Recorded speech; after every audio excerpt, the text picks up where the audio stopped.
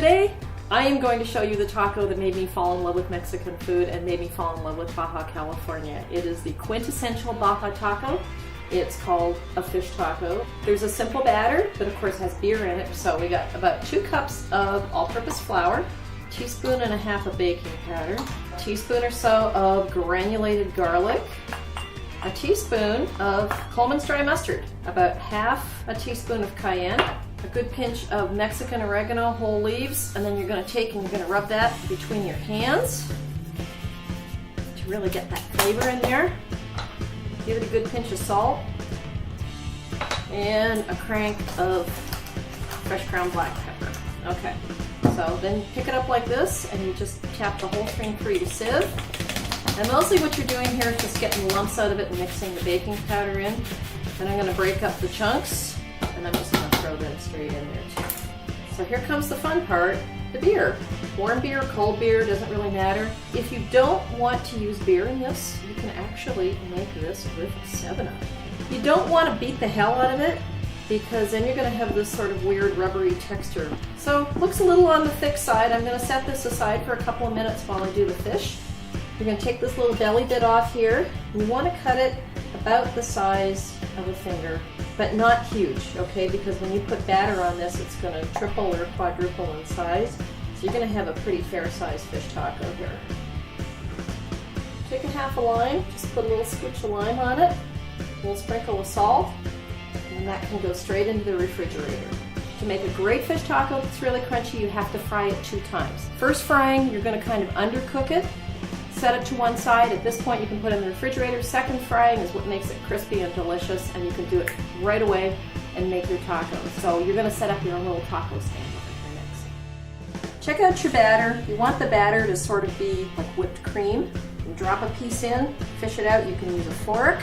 So this cool thing that I'm cooking in over here is called a disca. It's kind of like a wok with a wide rim on it, but you can certainly do this in a frying pan. So these guys are cooking.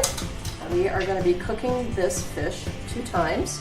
And when I say partially cooked, I mean that the batter is set, but it's not dark brown. Now this guy's done.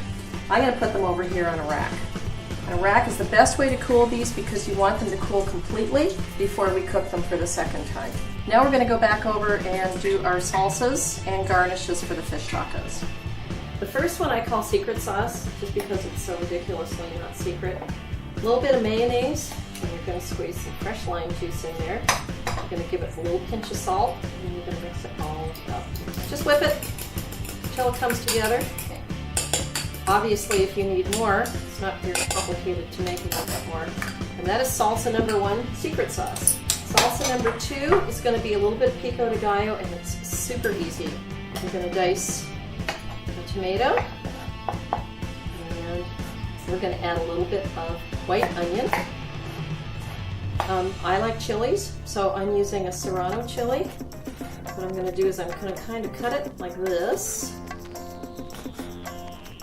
I'm going to add a squeeze of lime, and a little bit of salt, and then a little bit of cilantro. That's what makes a good salsa. So that's your second salsa right there. And the next thing is going to be shredded cabbage. Cabbage is crunchy and it's kind of fun. So a little bit of green cabbage. This is good shredding practice for you guys. Limes. The limes you're looking for, you're going to want to look for a little bit of yellow on your limes. Cut it in half. Cut it in half again. Cut it in half like that. Avocado. So here's how you take an avocado apart.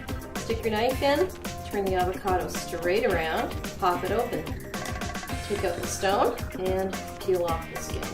So you've got some lovely sliced avocado here. You're going to be really happy that you have this on the taco. Give that a little sprinkle of salt too. We're seasoning everything a little bit, and when you put it all together, it's going to taste fantastic. Okay, so we're ready to make a taco. We've got all of our salsas and garnishes all ready to go. We've got our fish all ready to cook again. The oil's hot, and I've got a hot pan to reheat tortillas. So now we're going to make a taco. So you want your pan hot. You're going to put your tortilla in there on both sides just to sort of soften it up a little bit, and then it's going to go in here. And I'm going to drop the fish back into the hot oil. Well, this is the second frying, and this is where the fish actually gets really crisp and really delicious. All right, so we got a hot tortilla. Once it's warmed through and kind of flexible, you're going to drop it into your basket. cover it over, and then that little bit of steam is going to make the corn tortilla get softer, and it's going to bring up the flavor of it beautifully. I'm going to set it up here to drain. So you're going to get your soft, warm corn tortilla, not flour. Nice crispy piece of fish. A little bit of secret sauce. I'm going to squeeze a little bit of lime over the fish. Next comes hot sauce. I'm going to add a little bit of pico de gallo. And don't put too much stuff on your taco. It's like totally gauche. If you overload your taco, it all comes out the end. So be cool. You can always come back and have another one. A couple of pieces of avocado right there. And then on top, big pinch of cabbage. Wouldn't this be fun to do for a party? You can do everything the day before. Day of the party, all you got to do is heat your oil, heat a pan for tortillas, and away you go. Enjoy!